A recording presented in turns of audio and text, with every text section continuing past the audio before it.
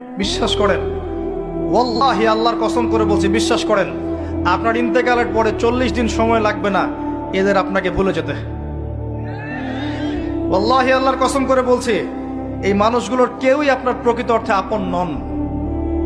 আপনার অবস্থানকে তারা ভালোবাসে, আপনাকে তারা ভালোবাসে না। আপনাকে শুধু আপনার রব আল্লাহ ভালোবাসেন। আপনি তার উপর তাওয়াক্কুল করে হারাম ছেড়ে দেন, আপনাকে আল্লাহ পাক বেহিসাব রিজিক দেবে ইনশাআল্লাহ তাআলা। মানুষ মানুষের অবস্থানকে মূল্যায়ন করে, আপনার পরে তার আপনাকে মনে রাখবে না।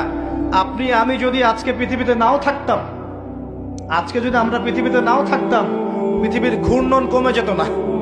পৃথিবী ঘুরতই, রাত হতো, দিন আসতোই, আমাদের স্ত্রী সন্তানরা বেঁচে থাকতো, মা বোনরা বেঁচে থাকতো, সবাই যার যার জায়গায় ঠিকই থাকতো, আমরাই থাকতাম।